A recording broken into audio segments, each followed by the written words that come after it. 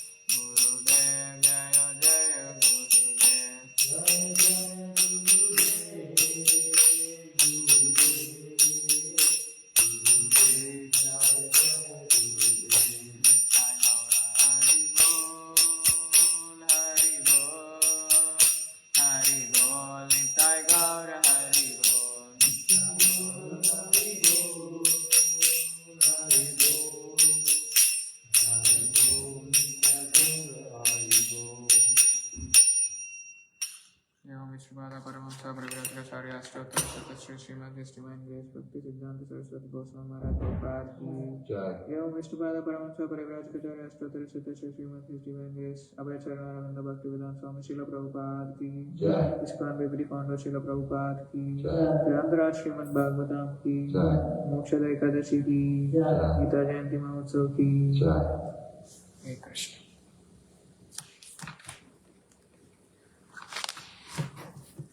Hare Krishna. Welcome to Devsan Mandir Shrimadbhagavatam reading.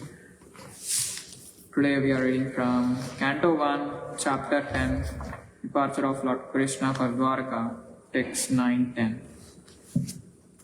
Let us start with invocation prayers. Om Namo Bhagavate Vasudevaya. Om Namo Bhagavate Vasudevaya. Om Namo Bhagavate Vasudevaya. Om Namo Bhagavate Vasudevaya. Om Namo Bhagavate Vasudevaya. Om Namo Bhagavate Vasudevaya. Narayanam Namaskrityam Namaskritya Naram Chaiva Narottamam Naram Devim Saraswatim Vyasam Devim Saraswatim Tato Jayamudiraye Jayanti Ashtaprayashu Abhadreshu Nashikayesu Bhagaveshu Nityam Bhagavata Sevaya Bhagavasya Bhagavati Uttama Shloke Bhagavati Bhaktir Bhavati Naistiki Krishnaya Vasudevaya Devaki Nandanaya Cha Nandagopa Kumaraya Govindaya Namo Namaha.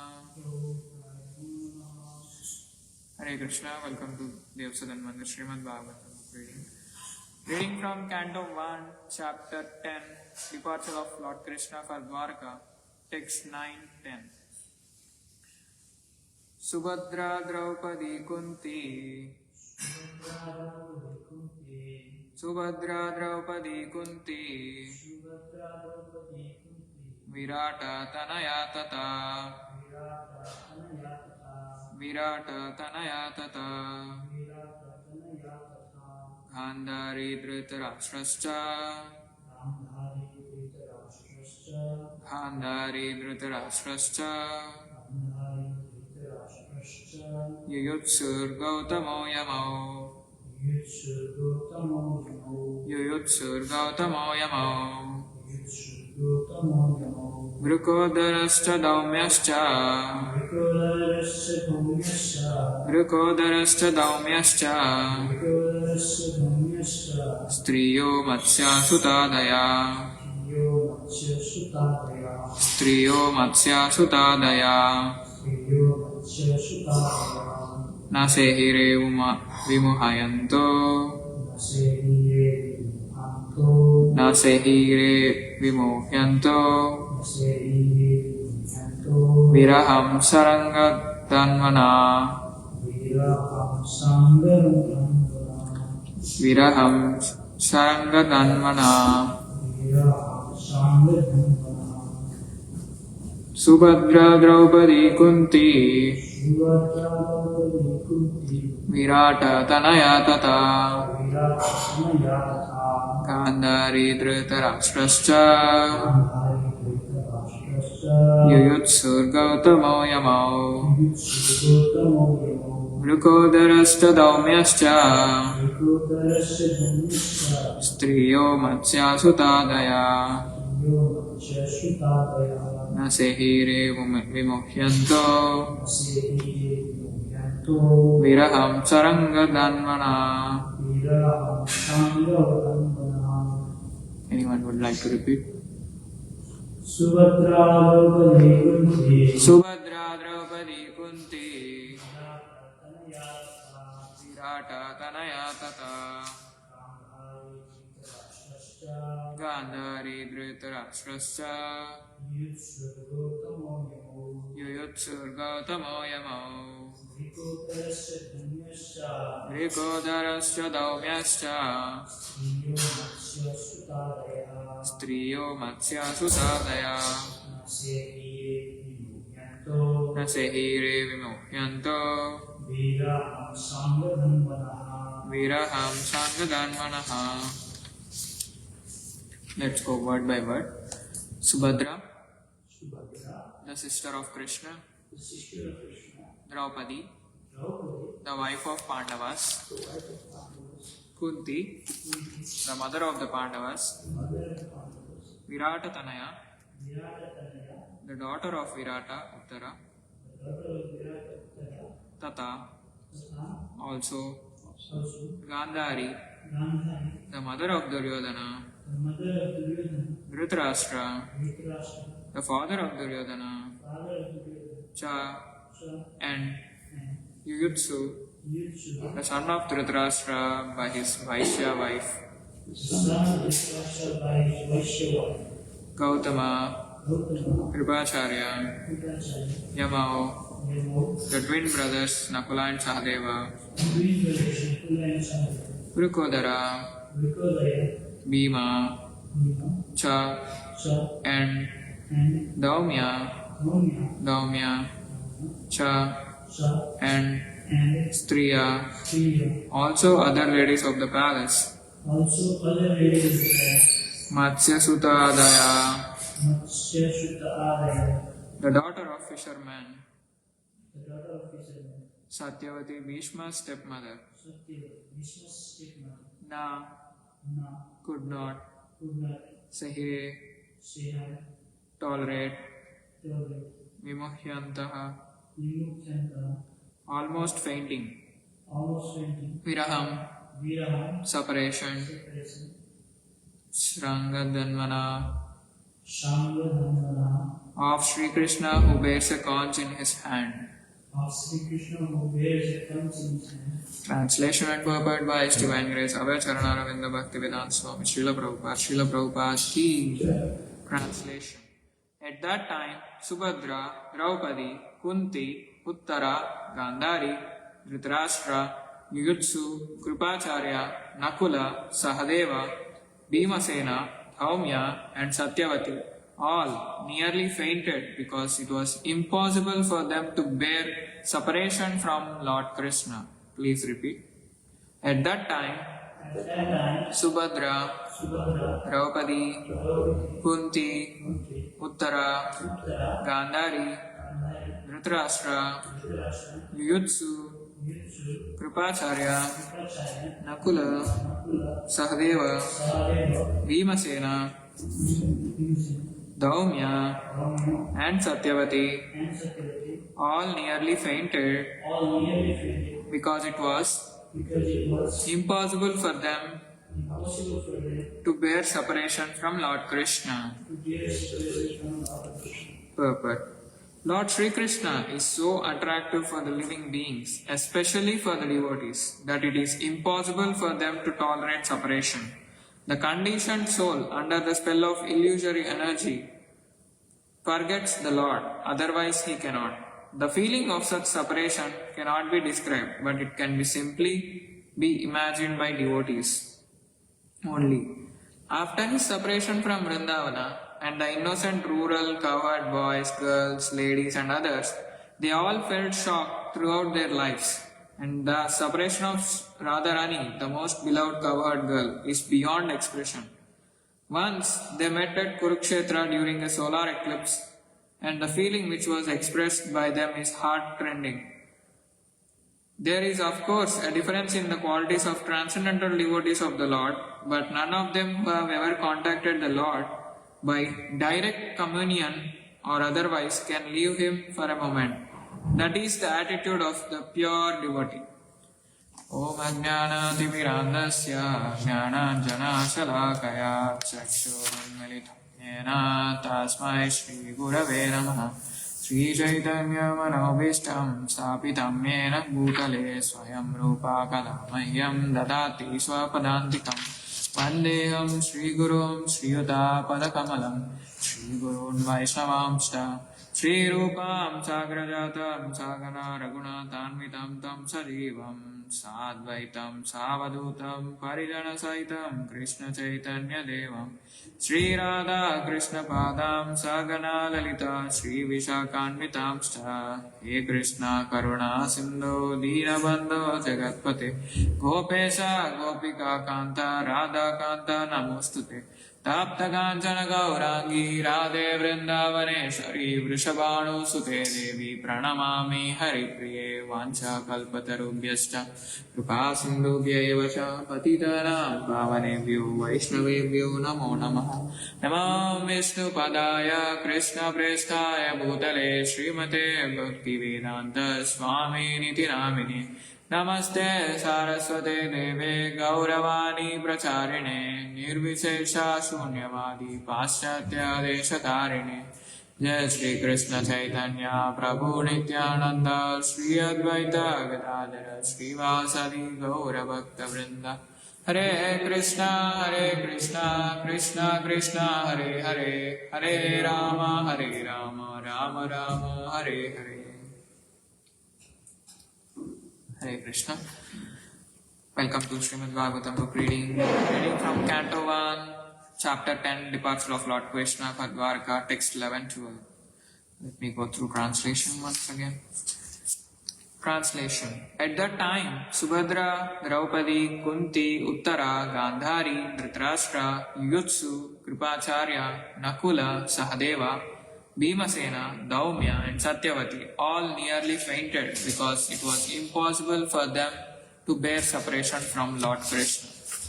So here yesterday we have seen how afterwards when the Lord asked permission to depart and the king gave it, the Lord offered his respects to Maharaj Yudhishthira by bowing down at his feet, and the king embraced him. After this, the Lord, being embraced by others and receiving their obeisances, got into his chariot. So yesterday we have seen how Supreme Lord Krishna had asked the permission to leave from Hastinapur to Dwarka, and today, as soon as the moment comes, like when Krishna is about to depart from Hastinapur to Dwarka, all the persons over, all the people over, all the devotees over there, like Subhadra, the saintly devotees, Subhadra, Draupadi, Kunti, Uttara, Gandhari, Dhritarashtra, Yuyutsu, Kripacharya, Nakula, Sahadeva, Bhimasena, Daumya and Satyavati, all were nearly fainted because it was impossible for them to bear the separation from Lord Krishna. So with each and every devotee mentioned here, Krishna has a unique relation. As with Subhadra, Mother Subhadra, she is sister of Lord Krishna, and Draupadi, as we all well know, it's the friend of Lord Krishna, and also a protector of her in many situations.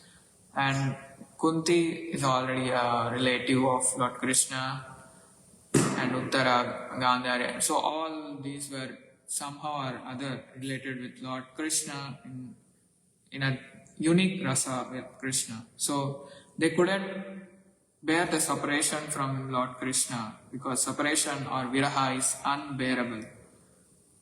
Also, we have seen in the purport how gopis in Vrindavana felt that separation when Lord Krishna had left the Vrindavan and to reach Mathura. So then at that moment when Akrura came to the Vrindavana and to take Krishna from there, gopis literally, they were catching the chariot over there, and they were protesting against Akrura for not, they are not allowing Krishna to depart from Vrindavana.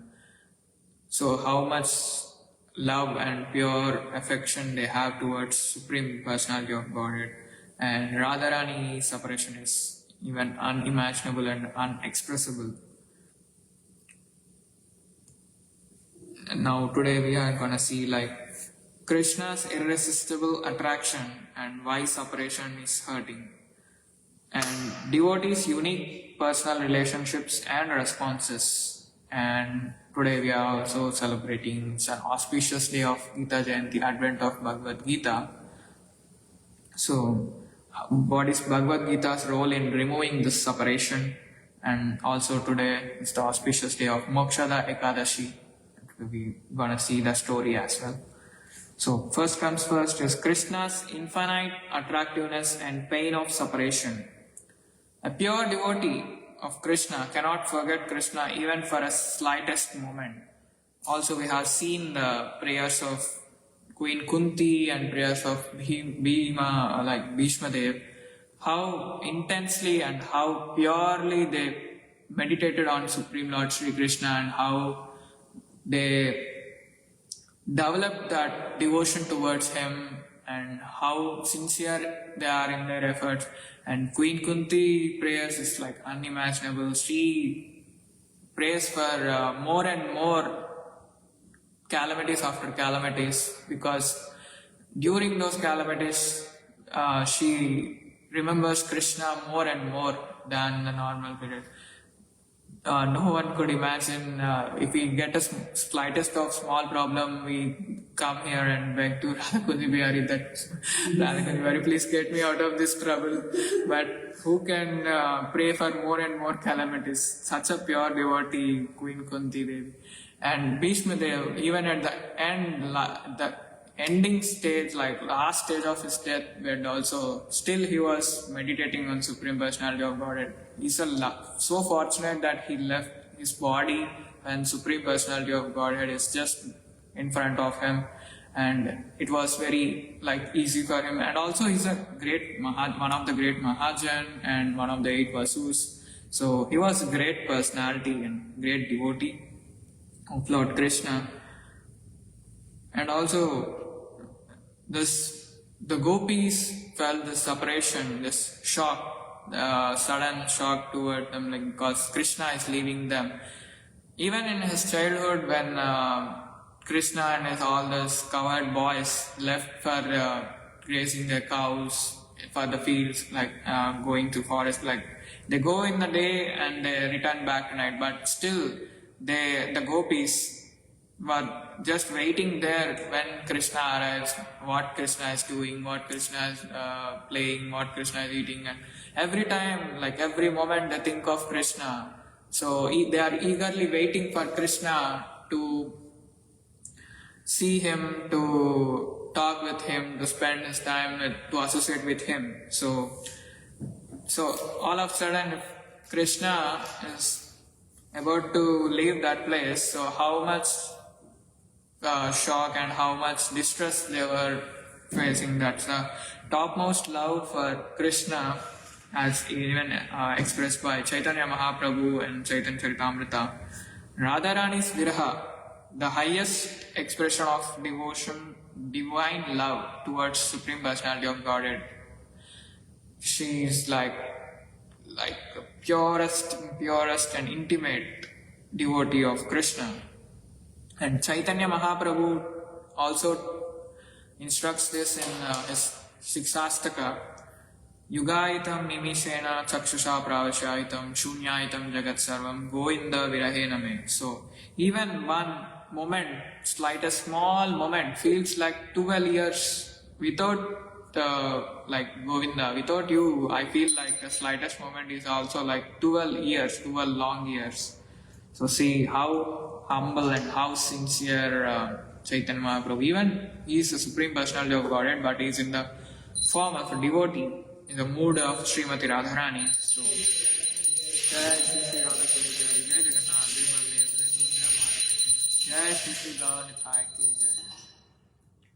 so this separation is higher than the union.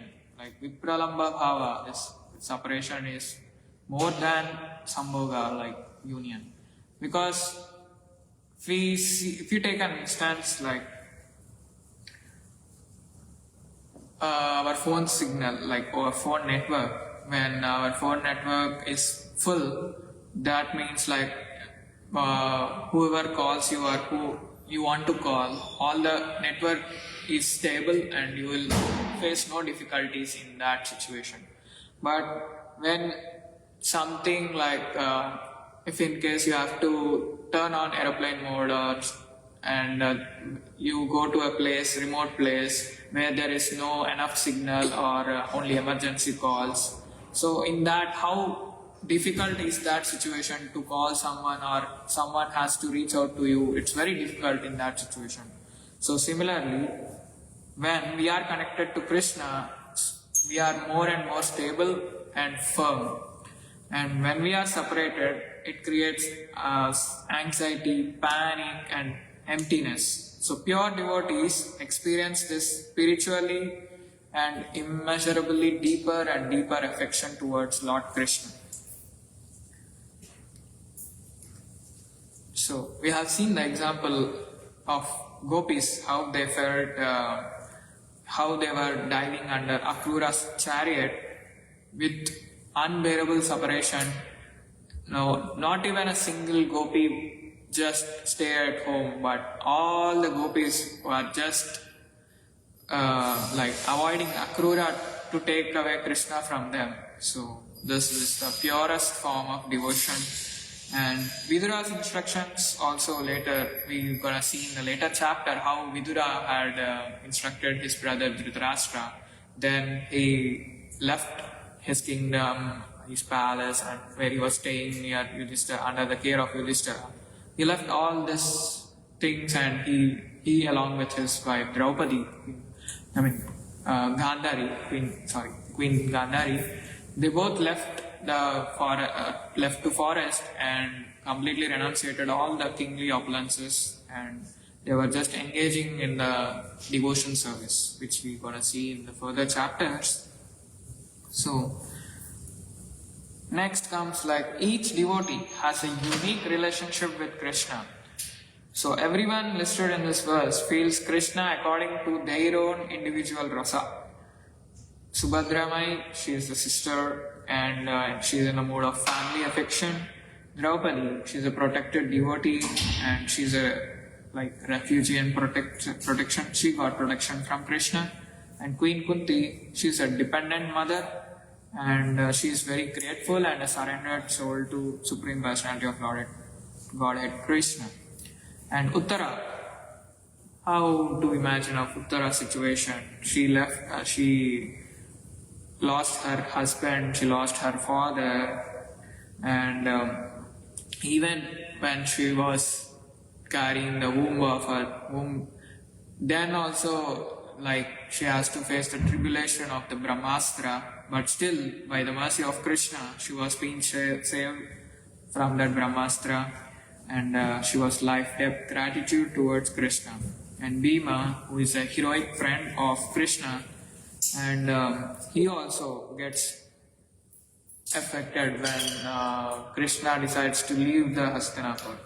And Dhritarashtra and Gandhari, even they are side of Kauravas, but still their association with the saintly personalities like Subhadramai, Draupadi, Queen Kunti, and Uttara, and all the other saintly persons, Satyavati. So with their association, they awakened devotion towards them, towards the Supreme Personality of Godhead Krishna, and they also felt the separation of Krishna.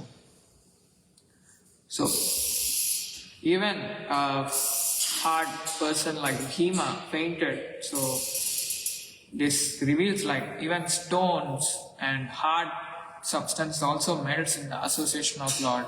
Even if you are stone-hearted, still if you are associating with devotees, then slowly, gradually, you will try to increase your faith and you will be more and more sincere in your endeavors to Lord Krishna. So one real-time analogy I would like to quote here is when we observe a sky full of clouds and the sun trying to pop out from that clouds. Even though we see clouds are covering the sun, but practically speaking, the clouds cannot cover sun. But still, through our vision, if we try to see sometimes the rays of sunlight through the clouds. So even if someone has thick conditioning like clouds, Krishna's association breaks through and melts the heart.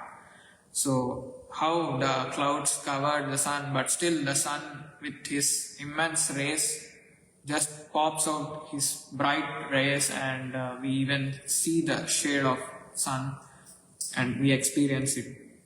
So this reveals us the power of association with saintly personalities like Sadhu Sangha, and constantly engaging in the devotional service, and also truly endeavoring for sincerity and faithfulness in chanting of the holy name. So even a devotee who falls cannot forget the taste of Krishna. At once, if he had the taste of Krishna consciousness, even though due to some situations a devotee if he falls, but Krishna takes care of him, Krishna uplifts him, and purely he just takes care of him completely.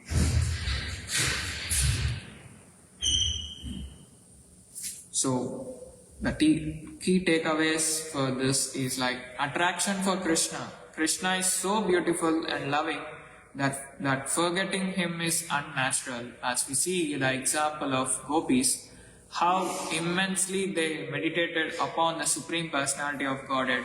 They were constantly meditating Krishna, they were constantly remembering the pastimes of Krishna and how Krishna used to play with them and how Krishna used to steal the butter from their houses. Actually, they had the desire to give the butter to Krishna, but they knew that Krishna is the son of a king, Maharaj Nanda.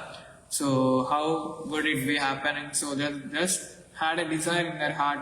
Krishna, who is situated as Paramatma in everyone's heart, had heard this desire, and he goes to each and everyone's gopis' house and steals the butter and distributes among their cowherd boys and monkeys. So next is like association creates bhakti. Even great offenders melt in Krishna's association through pure devotees. And then separation is highest yoga. Vipralamba awakens deepest love, which is Chaitanya Mahaprabhu's gift to all of us. Holy name. So now we're gonna see the Mokshada Ekadashi story. Glories of Mokshada Ekadashi. The ancient history of Mokshada Ekadashi from Brahmanda Purana. Yudhishthira Maharaj said, O Vishnu, Master of all, O delight of the three worlds, O Lord of the entire universe, O Creator of the world, O oldest personality, O best of all beings, I offer my respectful obeisances unto you. O Lord of Lords, for the benefit of all living entities, kindly answer some questions that I have. What is the name of the Ekadashi that occurs during the light fortnight of the month of Margasirsha, November, December, and removes all sins? How does one observe it properly? And which deity is worshipped on that holiest of days? O my Lord, please explain this to me in full. Lord Sri Krishna replied, O dear Yudhishthira, your inquiry is very auspicious in itself and will bring you fame. Just as I previously explained to you about the dearest Utpanna Mahadvadashi, which occurs during dark part of month of Margasirsha, which is the day when Ekadashi Devi appeared from my body to kill the demon Mura, and which benefits everything animate and inanimate in the three worlds. So I shall now relate to you regarding this Ekadashi that occurs during the light part of the month of Margasirsha. This Ekadashi is famous as Mokshada because it purifies the faithful devotee of all sinful reactions and bestows liberation upon him. The worshipable deity of this all auspicious day is Lord Damodara. With full attention, one should worship him with incense, ghee lamp, fragrant flowers, and tulsi manjaris, buds. O best of saintly kings, please listen as I narrate to you the ancient and auspicious history of this wonderful Ekadashi. Simply by hearing this history, one can attain the merit earned by performing a horse sacrifice. By the influence of this merit, one's forefathers, mothers, sons, and other relatives who have gone to hell can turn around and go to the heavenly kingdom. For this reason alone, O king, you should listen with rapt attention to this narration. There once was a beautiful city named Champaka Nagar, which was decorated with devoted Vaishnavas. There the best of saintly kings, Maharaja Vaikhanasa, ruled over his subjects as if they were his very own dear sons and daughters. The Brahmins in that capital city were all expert in 4 kinds of Vedic knowledge. The king, while ruling properly, had a dream one night in which his father was seen to be suffering the pangs of hellish torture in one of the hellish planets ruled over by the Yamaraj. The king was overwhelmed with compassion for his father and shed tears. The next morning, Maharaj Vaikhanasa described what he had seen in his dream to his council of twice-born learned Brahmins. O Brahmanas, the king addressed them. In a dream last night, I saw my father suffering on a hellish planet. He was crying out in anguish, O son, please deliver me from this torment of this hellish condition. Now I have no peace in my mind, and even this beautiful kingdom has become unbearable to me. Not even my horses, elephants and chariots, and my vast wealth in my treasury that formerly brought so much pleasure gives me no pleasure at all. Everything, O best of Brahmins, even my own wife and sons have become a source of unhappiness since I beheld my father suffering the tortures of that hellish condition. So, where can I go? What can I do, O Brahmins, to alleviate this misery? My body is burning with fear and sorrow. Please tell me what kind of charity, what mode of fasting, what austerity, or what deep meditation and in service upon which deity I may have to perform to deliver my father from that agony and bestow upon liberation upon my forefathers. O best among the Brahmins, what is the use of one's being a powerful son if one's father must suffer on a hellish planet? Truly, such a son's life is utterly useless to him and to his forefathers. The twice-born Brahmins replied, O king, in the mountainous forest not far from here is the ashram where a great saint Parvata Muni resides. Please go to him, for he is Trikala Gnani. He knows past, the present and the future of everything, and can surely help you in your gaining relief from your misery. Upon hearing this advice, the distressed king immediately set out on a journey to ashram of the famous sage Parvata Muni.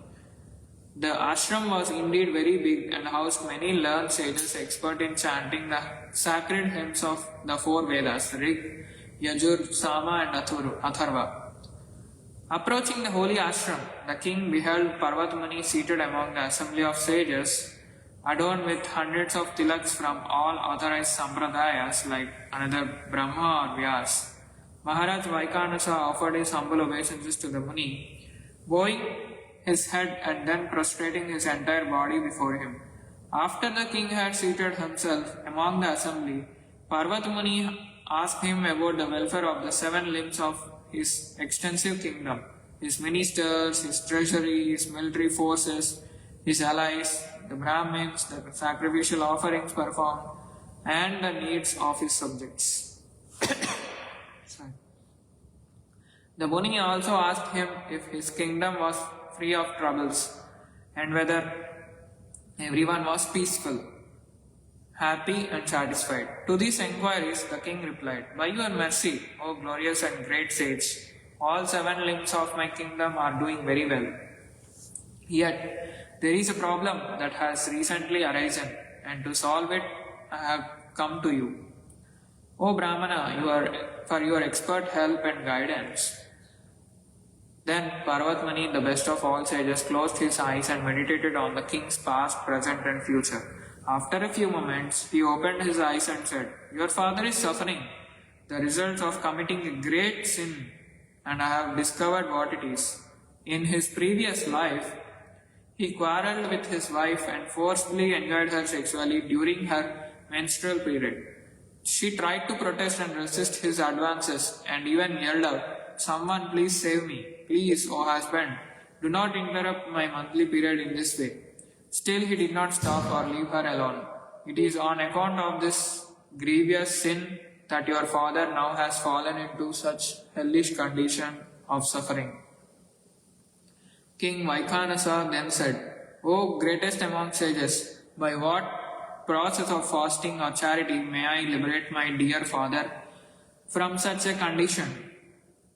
Please tell me how can I relieve and remove the burden of his sinful reactions, which are a great obstacle to his progress toward ultimate release, salvation, liberation, going back to home. Parvata Muni replied, During the light fortnight of the month of Margasirsha, there occurs an Ekadashi called Mokshada. If you observe this sacred Ekadashi strictly, with the full fast and give directly to your suffering Father, the merit you thus obtain, he will be freed from his pain and instantly liberated. Hearing this, Maharaja Vaikhanasa profusely thanked the great sage and then returned to his palace to perform his vrata, austere rite. O Yudhishthira, when the light part of the month of Margasirsha at last arrived, Maharaja Vaikhanasa faithfully waited for the Ekadashi Tithi to arrive. He then perfectly with full faith observed the Ekadashi fast with his wife, children and other relatives. He dutifully gave the merit from this fast to his father as he made the offering. Beautiful flower petals showered down from the Devas, who peered out from behind the clouds in the sky. The king's father was then praised by the messengers of the demigods, Devas, and escorted to celestial region. As he passed his son, as he traversed the lower to middle to higher planets, the father said to the king, "My dear son, all auspiciousness unto you." At last he reached the heavenly realm, from where he can again, with his newly acquired merit, perform devotional service to Krishna or Vishnu, and in due course return back to home, back to Godhead. O son of Pandu, whosoever strictly observes the sacred Mokshada Ekadashi, following the established rules and regulations, achieves full and perfect liberation after death. There is no better fasting than this Ekadashi of the light fortnight of the month of Margasirsha. O Yudhishthira, for it is a crystal clear and sinless day. Whoever faithfully observes this Ekadashi fast, which is like Chintamani, a gem that yields all desires, obtains special merit that is very hard to calculate. For this day can elevate one from hellish life to heavenly planets. And for one who observes this Ekadashi for his own spiritual benefit, this elevates one to go back to Godhead, never to return to this material world. Thus ends the narration of Glories of Margasirsha Shukla Ekadashi or Mokshada Ekadashi from the Brahmanda Purana.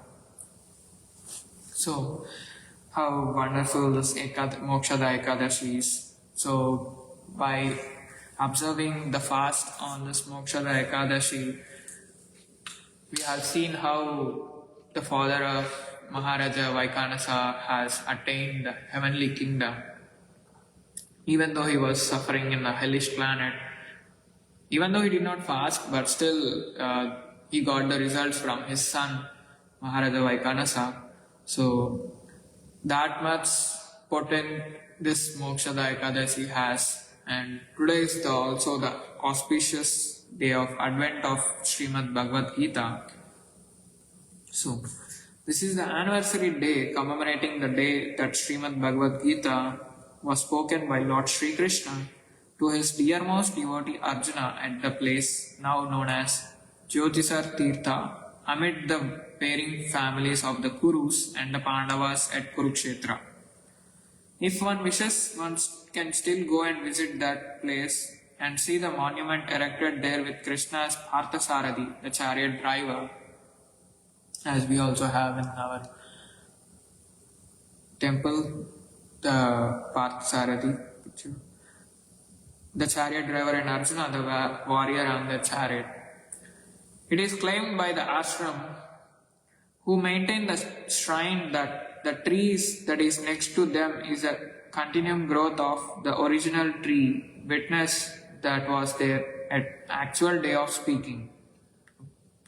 Traditionally, devotees come to Kurukshetra, Dharmakshetra, and recite Bhagavad Gita from early morning until the next morning.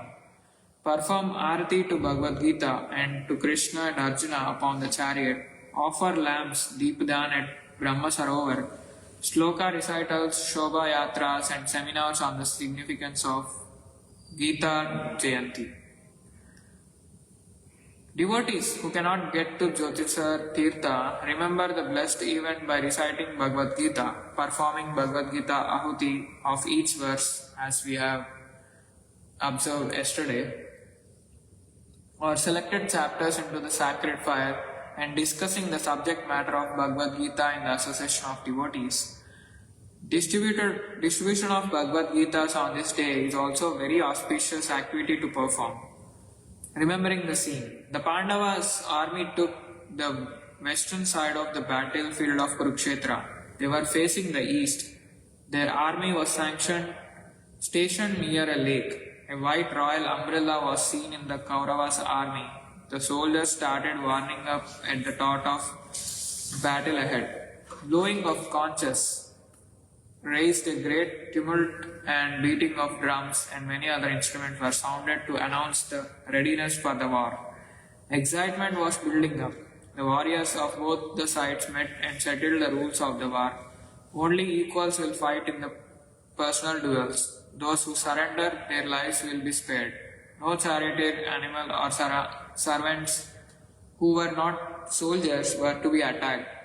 These and some other rules that were usual in a Dharma Yuddha or a righteous war are finalized, and both the sides agreed to abide by them.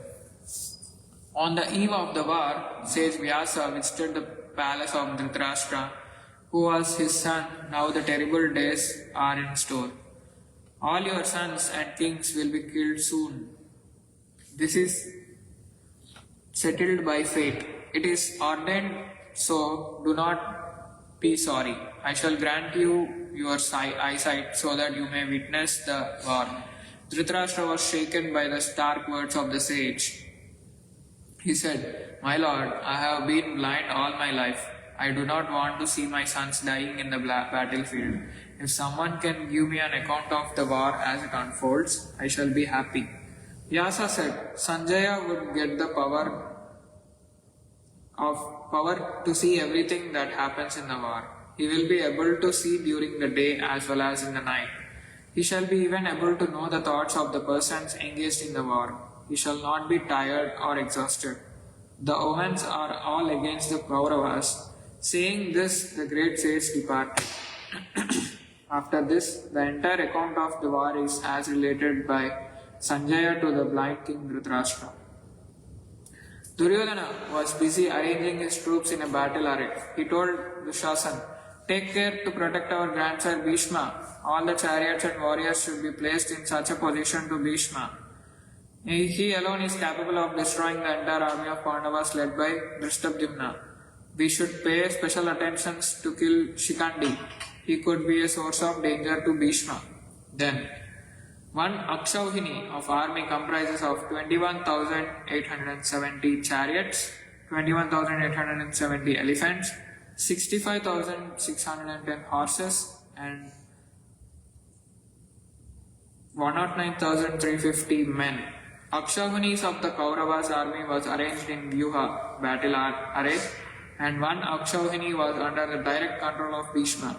Bhishma's chariot was white silver colored. It was driven by white horses and its flag was golden, bearing his personal insignia. The sun was rising in a golden dawn. Bhishma spoke to his soldiers, "Today is very auspicious day. The gates of heavens are open to all the Kshatriyas who will be fortunate to die in the battle. It is not becoming of a Kshatriya to die in bed or of sickness. Battlefield is the only glorious place to die. Without thinking about tomorrow, do your best to win the war." Karna was the only warrior who had not joined the war. Bhishma, chief bodyguard, was Ashwathama, who was supported by 7 more warriors. Salya and Burishrava were among them. Duryodhana's banner was proudly fixed atop of his chariot. Looking at the vast army of Kauravas, Yudhishthira said to Arjuna, "Their army is so huge. They have 11 Akshauhinis against them. We have only 7.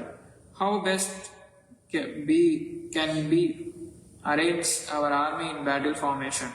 Bhishma is quite formidable. Arjuna said that he would arrange the army in a vyuha named Vajra.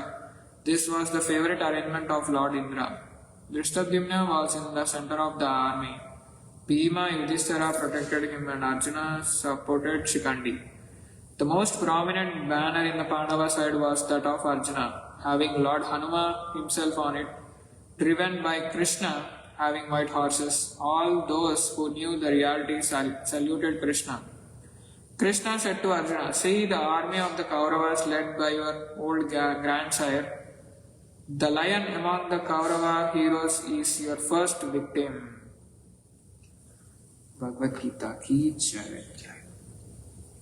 So, this Bhagavad Gita, as we saw that, like how separation, like how when we get away from the association, when we get away from the devotional service of Krishna, we feel that separation. That means like you are getting the true attachment to Krishna, you are revoking your relationship with Krishna. So, how this Bhagavad Gita can reduce that separation? So, today we also honor the exact day Krishna spoke Gita at Kurukshetra. Battlefield scene, like we have seen how tensions, guns sounding, and armies were busy in forming the vyuhas or formation of battle war. And Krishna becomes Parthasarathi, which intimate demonstration of love to Arjuna and all the Pandavas over there. And the true purpose of Bhagavad Gita is to restore connection between soul and Krishna. It helps us to know what we are and what is the purpose of our life and how to attain Krishna, because it's instruction from Supreme Lord Himself. He Himself gave this all the Bhagavad Gita, like Bhagavad Gita. It's the song of Lord to us in the form of Arjuna inquiring for the sake of all of us, because we all know how Arjuna is a great warrior and a great devotee of Krishna. And Krishna need not instruct each and everything to Arjuna. He can just, in a blink of eye, he can change the mind of Arjuna. But still, he revealed all this subject matters like Karma Yoga, Bhakti Yoga, Jnana Yoga to all of us, to benefit all of us in this Yuga and get back to Him and render devotional service unto Him. And this converts our despair into divine beauty, our attachment to Krishna. It improves our attachment, and it also helps us to remember more and more of Krishna. Even in the deepest mode of ignorance, and even in the most difficult times also, we can remember Krishna through the Bhagavad Gita, through His words and instructions to Arjuna. Bhagavad Gita distribution on this day is very auspicious. Utilize this opportunity to share Bhagavad Gita with others, fellow friends and other devotees, and inspire them to at least read a verse, start reading one verse per each day, at least one line in that Bhagavad Gita daily. It's slowly, gradually.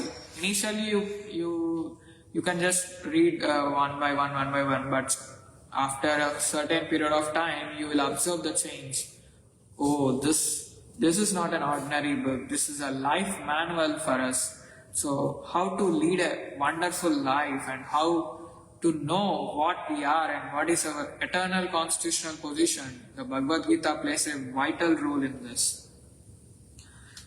So the key analogy is like we all use Google Maps and all the other navigation maps. How while we are traveling to a new place or while we just stuck up on a road or something, even though you know the route for the destination, but still you are confused. So we used Google Maps. Similarly, using Gita, we get the guidance directly from Krishna. He instructs Arjuna, Arjuna, do this. Arjuna, try to understand this. So indirectly he is instructing all of us to understand what is it and how to do, and everything that you do, offer the results onto me, and to Krishna. So even he describes how to develop love towards Krishna and how to offer anything, like he says, Patram Pushpam Phalam Toyam Yome Bhaktya Prayashtati. So anything that you offer, like small flower, leaf, water, or some milk, anything that you offer with love and devotion, Krishna accepts it. So with this Gita, we can get guidance and direction towards the path of going back to Godhead. And without Gita, we are lost and we feel very anxious and we feel distressed, like how Arjuna was feeling distressed not to fight the war and to quit the war at that moment. But Krishna started instructing Arjuna from chapter 2, and he reveals what you are, like what is Arjuna, like soul, and eventually he reveals all the subject matters to Arjuna. Then at last Krishna says to Arjuna, Arjuna, I have instructed this all to you, now it's your turn whether you want to follow this or not. Lord is so merciful that He doesn't force anyone. He gives us free will, whether you want to follow this or not, and whatever you desire, He helps towards it. If you desire towards material opulences, material attachment, He provides that. He is so merciful, and He is Paramatma residing in our hearts. He sees us within inside. We can't even try to cheat Him, because He knows everything. He is the knower of everything, and He is the cause of all causes. So, if we try to sincerely try to endeavor in His service or try to engage with His pure devotees, slowly Krishna also takes steps, many steps towards us in revealing His our path going back, reaching Him. And also He makes us realize more and more things as the time progresses. So we should not lose our sincerity, and we should not lose our endeavor to chant His holy name and to render His devotional service whenever and wherever possible. And also Krishna says to Arjuna, Arjuna, my devotees will never vanquish. Kaunteya prajanahi name bhaktya pranashyati. My devotees will never vanquish. And also He says, one who preaches this message to others, who conveys this message to others, they are very dear to me. So in order to be dear to Krishna, in order to please Krishna, we have to follow the instructions of Bhagavad Gita, and we have to sincerely try to study the Bhagavad Gita and share your insights and learnings to others, so that they will also get inspired, and share the Bhagavad Gita to your dear ones and encourage them to start reading at least a verse a day. So Krishna finally concludes Bhagavad Gita by Sarvadharman parityaja mamekam sharanam vraja aham tvam sarva papebhyo mokshasyami masucha.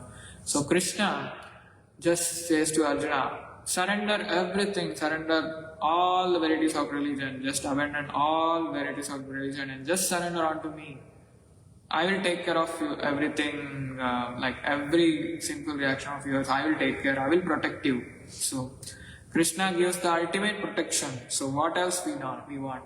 The ultimate destination and ultimate protection under His lotus feet is the greatest boon that we have.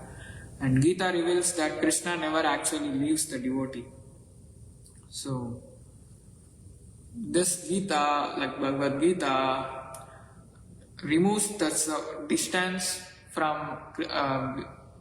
us and Krishna. And the separation will also be moved, because if you love someone, if even for a short time, if they are away from you, you feel a lot of separation in that intense time. But if you try to associate, if you try to read the books, or if you try to associate with them, slowly you will try to develop attachment and true affection towards them. Hare Krishna, I would like to conclude today's lecture by this Bhagavad Gita.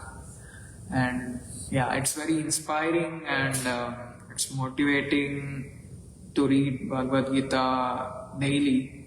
And each and every day, and each and every time you read the same verse, you will get a new learning. And you will get a new perception and new view of understanding. Hare Krishna. Thank you. Hare Krishna. Any comments, realizations? This is very wonderful. Yeah, King Vaikana sir. Yeah, he was so generous in observing fast and giving the merit to his father by seeing his suffering. So, yeah, we have to understand the need for austerity in our lives. Even scientifically speaking, like at least like if you give some rest to your body, sometimes it regenerates new cells and grows in more and more. Yeah, overall it will be nourishing and gives us more and more enlightenment. Thank you. Hare Krishna. Granthraj Shrimadbhagavatam ki Srila Prabhupada ki